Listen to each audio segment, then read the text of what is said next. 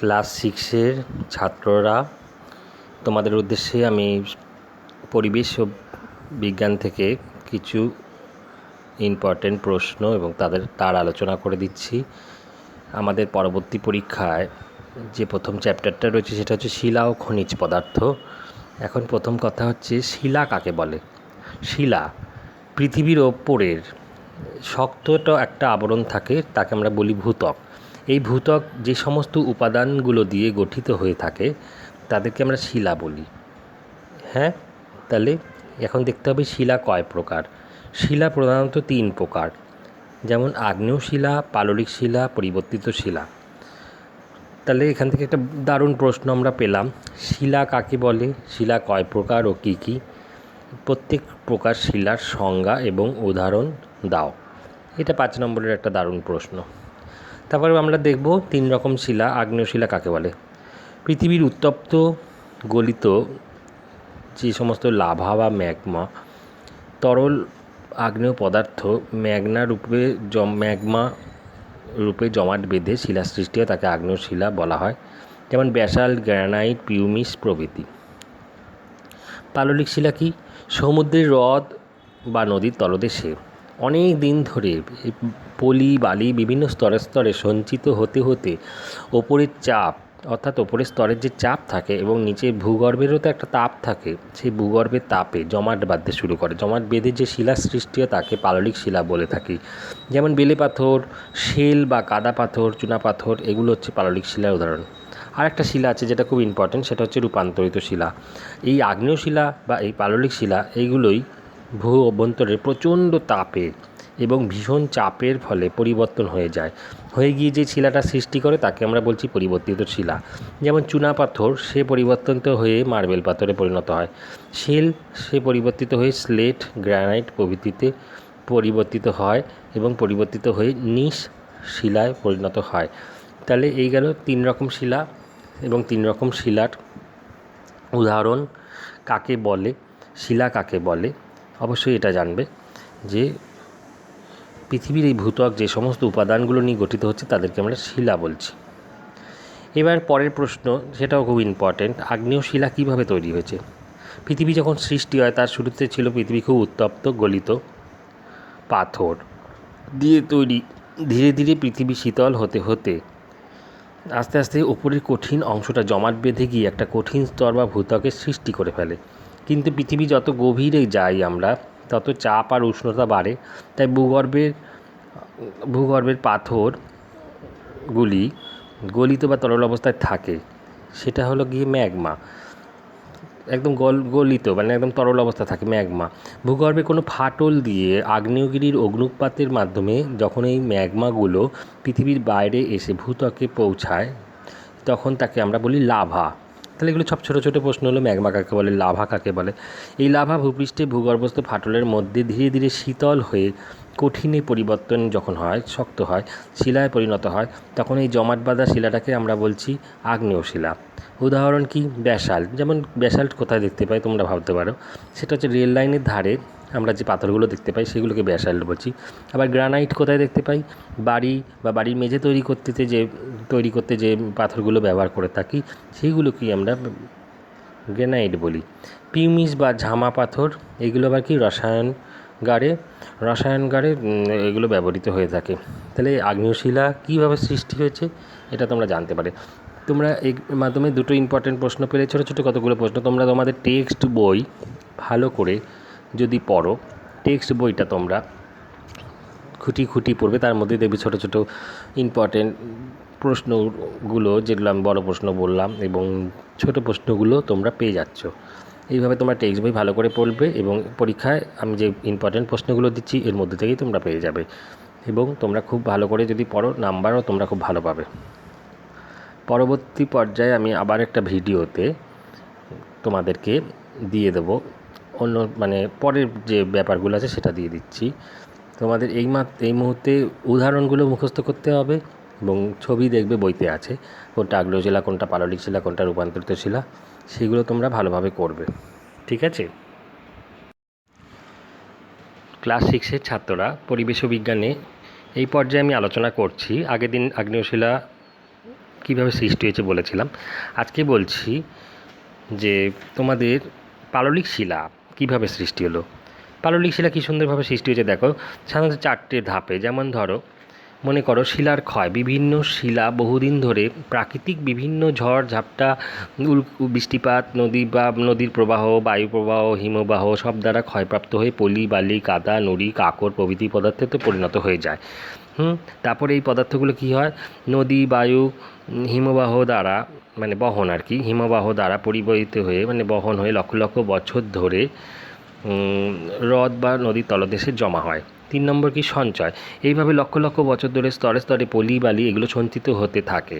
তারপর কি, শিলার সৃষ্টি। কালক্রমে পলিস্তর, ওপরের জলরাশি ও পলিস্তরের প্রবল চাপে এবং ভূগর্ভের একটা বিরাট তাপে জমাট বেঁধে পাললিক শিলায় পরিণত হয়, যেমন বেলে পাথর, শেল, চুনা পাথর। এইভাবে পাললিক শিলাটা সৃষ্টি হয়ে গেল। তারপরে একটা ইম্পর্টেন্ট প্রশ্ন কি, পরিবর্তিত শিলা বা রূপান্তরিত শিলা কীভাবে সৃষ্টি হয়। মূলত 3টে কারণে হয়, যেমন পাললিক শিলা কিংবা আগ্নেয় শিলা এইগুলোর পরিবর্তন হয়ে থাকে। যেমন প্রচণ্ড চাপ, প্রবল ভূ আলোড়নের ফলে শিলাস্তরে প্রচণ্ড চাপ যখন পড়ে শিলার রূপান্তর ঘটে, যেমন শেল থেকে স্লেট সৃষ্টি হয়। আবার পরের পয়েন্ট হচ্ছে অত্যাধিক তাপ, উত্তপ্ত ম্যাগমা বা লাভার সংস্পর্শে এসে শিলা পরিবর্তিত হয়ে যায়, যেমন পিট, কয়লা থেকে গ্রাফাইট সৃষ্টি হয়ে যায়। আর একটা কী হলো, রাসায়নিক বিক্রিয়া। জল যেহেতু থাকে তাই জলের উপস্থিতির কারণে শিলা গঠনকারী বিভিন্ন খনিজের মধ্যে রাসায়নিক একটা বিক্রিয়া ঘটে এবং তার ফলে একটা নতুন শিলার সৃষ্টি হয়। তাকে এইভাবেও পরিবর্তিত হয়ে যে শিলাটা সৃষ্টি হয় তাকে আমরা পরিবর্তিত শিলা বলতে থাকি। যেমন অ্যান্ডালুসাইট থেকে সিলিমেনাইট, এটা হলো গিয়ে পরিবর্তিত শিলার একটা উদাহরণ। তারপরে মনে করো পাললিক শিলার সৃষ্টি হয় কী করে বললাম। তারপর বললাম রূপান্তরিত শিলা কীভাবে সৃষ্টি হয়। এইটা একটা ইম্পর্টেন্ট প্রশ্ন। তারপর একটা ইম্পর্টেন্ট প্রশ্ন এই চ্যাপ্টারের মধ্যে, সেটা হচ্ছে জীবাশ্ম। দারুণ ব্যাপার। জীবাশ্ম কি, সমুদ্রের প্রাণীর অনেক প্রাণী থাকে, তো সেগুলো মৃত্যুর পর সমুদ্রের তলদেশে জমা হয়। কালক্রমে সেই প্রাণীগুলো দেহাবশেষ পরিবর্তন ঘটতে থাকে। সর্বপ্রথমে প্রাণীদের নরম যে অংশ অর্থাৎ মাংস টাংস শরীরে সেগুলো তো নষ্ট হয়ে যায়। তারপর যে হাড়, এতগুলো প্রাণীর এত হাড়, এগুলো ধীরে ধীরে পলি জমতে থাকে, কোটি কোটি বছর ধরে পরিবর্তন হয় এবং পলিরাশির প্রবল চাপ আর ভূ অভ্যন্তরের তাপে পলির মধ্যস্থ প্রাণীদের যে হাড়, গোড় এবং মানে দেহাবশেষগুলো থাকে সেগুলোকে আমরা জমাট বাঁধার পর একটা জীবাশ্ম বলতে পারি বা ফসিল বলি। তবে সব জীবাশ্মই পাথুরে দেহাবশেষ হয় না। লুপ্ত হয়ে যাওয়া প্রাণীর পায়ের ছাপও থাকে, গাছের জমাট বাঁধা গাছেদের যে জমাট বাঁধা রজনের মধ্যে আটকে পড়া পোকার দেহ, এইসবকেও আমরা ফসিল বলি। মানে গাছের ধরো কোনো রজনের মধ্যে বড় বড় পোকা বা কিছু মানে প্রাণী আটকে পড়েছে, সেগুলো মারা গেছে, তারপরে তাদের হাড়গোড়ের যে ছাপ দেখতে পাই পাললিক শিলার মধ্যে, সেগুলোকে বলছি যে জীবাশ্ম বা ফসিল বলে থাকি। তোমাদের এখন বইয়ের মধ্যে তোমরা ডিটেলসে যখন পড়বে তোমরা দেখতে পাবে। হিমালয় পর্বত সৃষ্টির সময় 33 সাগরে বিশাল পলি সঞ্চিত হয়েছিল। সেই সময় সামুদ্রিক প্রাণী, উদ্ভিদের দেহ সব চাপা পড়েছিল। এইগুলো ধীরে ধীরে প্রস্তরীভূত হয়েছিল, তাই হিমালয়ে অনেক জীবাশ্ম আমরা দেখতে পাই। তোমরা এই জীবাশ্ম প্রশ্নটা খুব ভালোভাবে পড়বে। তার সাথে পড়বে আগ্নেয় শিলার বৈশিষ্ট্য, মানে আগ্নেয় শিলা কী কী কীরকম হয় বৈশিষ্ট্যগুলো। তারপর পড়বে পাললিক শিলার বৈশিষ্ট্যটা কেমন হয়, পাললিক শিলার জল ধারণ ক্ষমতা কীরকম থাকে। তোমাদের সব কিছু টেক্সট বইতে খুব ভালোভাবে আছে। এইভাবে তোমরা টেক্সট যদি করতে পারো, তারপর তোমরা ভাববে যে পাললিক শিলা কেন, যে পাললিক শিলাতে জীবাশ্মই বা দেখতে পাওয়া যায় কেন। আসলে নদী, সমুদ্র, হ্রদের তলদেশে স্তরে স্তরে পলি যখন জমতে থাকে তখন বিভিন্ন ধরনের জলজ উদ্ভিদ প্রাণীর দেহ এই পাললিক শিলার মধ্যেই চাপা পড়ে। তারপরে সেই পাললিক শিলার মধ্যে চাপা পড়া জিনিসগুলো ভূগর্ভের তাপে আর পারিপার্শ্বিক চাপে জমাট বেঁধে গিয়ে যে ছাপ বা দাগ রেখে যায়, বুঝতে পারা যায় যেগুলো কোনো প্রাণীর থেকেই সৃষ্টি হয়েছে এই অংশগুলো। তাই জন্য পাললিক শিলার মধ্যেই বেশি পরিমাণে আমরা জীবাশ্ম দেখতে পাই। শুধুমাত্র পাললিক শিলাতেই দেখতে পাই, এটাও বলতে পারি। তোমরা ভালো করে টেক্সট পড়ো। জীবাশ্ম প্রশ্নটা খুব ইম্পর্টেন্ট প্রশ্ন এবং যে সব বড় প্রশ্নগুলো আমার এই আলোচনার মাধ্যমে উঠে আসছে এগুলো তোমরা পরীক্ষাতে ভালোভাবে অ্যাটেন্ড করতে পারবে। ক্লাস 6-এর ছাত্ররা, তোমাদেরকে এর আগের দিন আমি জীবাশ্ম বললাম, আগের পর্যায়গুলোতে পার্ট 3 পর্যায়ে আমি তোমাদের একটু আলোচনা করে দিতে চাই। আগ্নেয় শিলার বৈশিষ্ট্য বা বিশেষত্ব লেগে, এটা একটা 5 নম্বরের প্রশ্ন। আর একটা হবে পাললিক শিলার বৈশিষ্ট্য, এটাও একটা 5 নম্বরের প্রশ্ন। এবং এই 5 নম্বরে বড় বড় প্রশ্নগুলোর ভেতরেই দেখবে তোমরা ছোট ছোট প্রশ্ন আমরা পেয়ে যাচ্ছি। প্রাথমিক শিলা, আগ্নেয় শিলার বৈশিষ্ট্য প্রথম কি বলতে পারি, এটা প্রাথমিক শিলা। কেন কি, এটাকে প্রথমেই যেহেতু এই শিলা সৃষ্টি হয়েছে তাই আমরা একে প্রাথমিক শিলা বলতে পারি। 2 রকম কি, কেলাসযুক্ত, এই শিলা কেলাসিত ও স্ফটিকযুক্ত হয়। 3 নম্বর কি, কাঠিন্য, কঠিন ও ভারী হওয়ার জন্য সহজে ক্ষয়প্রাপ্ত কিন্তু এই শিলা হয় না। তারপরে কি, অস্তরীভূত, অস্তরীভূত অর্থাৎ আগ্নেয় পদার্থ একসঙ্গে জমাট বাঁধে, তাই কোনো রকম স্তর এখানে দেখতে পাই না, তাই এটাকে আমরা অস্তরীভূত বলি। তারপর কি, জল ধারণ ক্ষমতা, এই শিলা যেহেতু কঠিন আর কোনো রকম ছিদ্র থাকে না, তাই এই শিলা খুব ভালোভাবে জল ধারণ করতে পারে। তারপর কণা বিন্যাস, এই শিলার কণাগুলো খুব ঘন ঘন থাকে, সব শিলাতেই তো কণা থাকে, এই শিলার কণাগুলো খুব ঘনভাবে থাকে। তারপর কি, দারুণ একটা ব্যাপার, জীবাশ্মের অনুপস্থিতি। হ্যাঁ, আগ্নেয়শিলা কোনো রকম জীবাশ্ম থাকবেই না। তারপর খনিজের উপস্থিতি, আগ্নেয়শিলায় মূল্যবান খনিজ যেমন সোনা, রূপো, সীসা, দস্তা, এই মূল্যবান খনিজগুলো আমরা কিন্তু আগ্নেয়শিলাতেই পেয়ে থাকি। তারপর কি, রং, এই শিলার রং হালকা গ্রানাইট থেকে গাঢ় ব্যাসাল্ট পর্যন্ত হয়ে থাকে। তারপর কি, ভূমিরূপ, ব্যাসাল্ট জাতীয় শিলা, আগ্নেয় শিলা চ্যাপ্টা ও গ্রানাইট জাতীয় আগ্নেয় শিলা গোলাকৃতি হয়। ব্যাসাল্ট জাতীয় শিলাগুলো হবে চ্যাপ্টা আর গ্রানাইট জাতীয় আগ্নেয় শিলাগুলো হবে গোলাকৃতি। তাহলে এটা গেল আগ্নেয় শিলার বৈশিষ্ট্য। তারপর একটা ইম্পর্টেন্ট প্রশ্ন বলি, পাললিক শিলার বৈশিষ্ট্য কি দারুণ দেখো। পাললিক শিলার স্তর বিন্যাস, স্তরে স্তরে বিভিন্নভাবে পলিগুলো সঞ্চয় হয় বলে পাললিক শিলার অন্য নাম হয়েছে স্তরীভূত শিলা। অবশ্যই স্তর বিন্যাস আছে। তারপর স্তরায়ন তল, একটার পর একটা স্তর আছে বলে বিভিন্ন তল আলাদা করে নির্ধারণ করা যায়, তাই জন্য কি স্তরায়ন তল বলা হয় এটাকে। তাহলে স্তরায়ন তল, এটা একটা ছোটো প্রশ্ন। তারপর জীবাশ্মের উপস্থিতি, একমাত্র পাললিক শিলা স্তরেই কিন্তু আমরা জীবাশ্মগুলো দেখতে পেয়ে থাকি, যার মাধ্যমে আমরা জানতে পারি পুরনো প্রাণীর সম্বন্ধে, যে এইভাবেও জীবাশ্ম সৃষ্টি হতে পারে। কাঠিন্য, অন্যান্য শিলার তুলনায় কাঠিন্য কম, হালকা এবং ভঙ্গুর, এর ক্ষয় প্রতিরোধ ক্ষমতা বিভিন্ন হয়। প্রবেশ্যতা, পরেরটা, এই শিলা ছিদ্রযুক্ত হওয়ার জন্য জল প্রবেশ করতে পারে, তাই একে প্রবেশ্য শিলাও বলে। এটা একটা শর্ট প্রশ্ন, হ্যাঁ, কেন প্রবেশ, জল যেহেতু প্রবেশ করতে পারে তাই আমরা একে প্রবেশ্য শিলা বলছি। তারপর হচ্ছে সম্পদের উপস্থিতি, কয়লা, খনিজ তেল ও প্রাকৃতিক গ্যাসের উপস্থিতি অবশ্যই এই শিলার মধ্যে থাকে। তারপর হচ্ছে কেলাস, এই শিলায় কেলাসগুলি দেখা যায় না, অর্থাৎ কেলাসগুলি ভাঙি দেখা যায় না। প্রকৃতি, ভঙ্গুর প্রকৃতি হওয়ায় সহজে খুব ক্ষয়প্রাপ্ত হয়। পাললিক শিলা ক্ষয়প্রাপ্ত খুব সহজ হয়, যেটা আগ্নেয় শিলার ক্ষেত্রে হতো না। দাগ বা চিহ্নের ছাপ, অবশ্যই পাললিক শিলার স্থলভাগ থেকে পাললিক শিলায় কাদায় চির